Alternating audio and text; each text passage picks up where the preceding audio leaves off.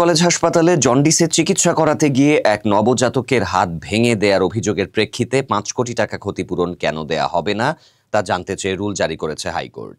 একই সঙ্গে এই চিকিৎসায় অবহেলার দায়ে অভিযুক্তদের বিরুদ্ধে কেন শাস্তিমূলক ব্যবস্থা নেওয়া হবে না রুলে তাও জানতে চাওয়া হয়েছে।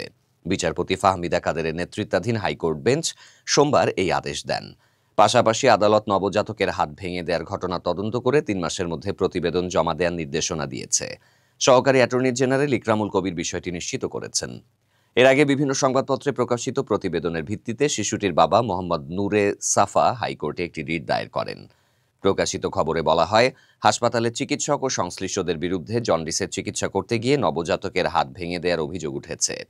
শিশুটির বাবা মোহাম্মদ নূরে সাফা জানান, গত ৩রা এপ্রিল তার ৭ দিনের নবজাতকের বিলুরুবিনের মাত্রা বেশি থাকায় মিরপুরের এই হাসপাতালে ডাক্তার এ কে খায়রুল আনাম চৌধুরীর অধীনে তাকে ভর্তি করা হয়।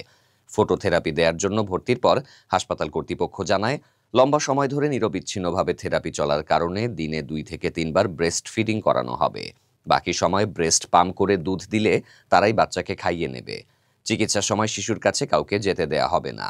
সাফা বলেন, নিয়ম অনুযায়ী তার স্ত্রী রাত ১২টায় বাচ্চাকে খাইয়ে দিয়ে আসেন। পরদিন সকাল ৭টায় তাকে আবারও খাওয়ানোর জন্য ডেকে নেওয়া হয়।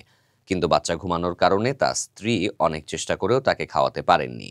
কর্তব্যরত নার্স জানান, বাচ্চা ঘুম থেকে উঠলে তারা ডেকে দেবেন, তখন তার স্ত্রী ব্রেস্ট পাম্প করে দুধ দিয়ে আসেন। তিনি আরও বলেন, পরদিন সকাল 10টায় ডিউটিরত চিকিৎসক জানান, বাচ্চার বিলিরুবিনের মাত্রা নিয়ন্ত্রণে এসেছে এবং তাকে রিলিজ দেয়া হবে। বেলা 11টার দিকে তারা বাচ্চাকে মায়ের কাছে দিয়ে জানায়, ডান হাতে ক্যানোলা পরানোর কারণে ব্যথা আছে, তাই এই হাত যেন কম নাড়াচাড়া করা হয়। তখনও বাচ্চা ঘুমাচ্ছিল এবং পুরো শরীর কাঁথা দিয়ে মোড়ানো ছিল। বাসায় আনার পর কাঁথা থেকে বের করে খাওয়ানোর চেষ্টা করার সময় দেখা যায় বাচ্চার ডান হাত কোনো এর উপরে ভাঙা, যা স্পর্শ করলে সে মারাত্মকভাবে কান্না করছিল।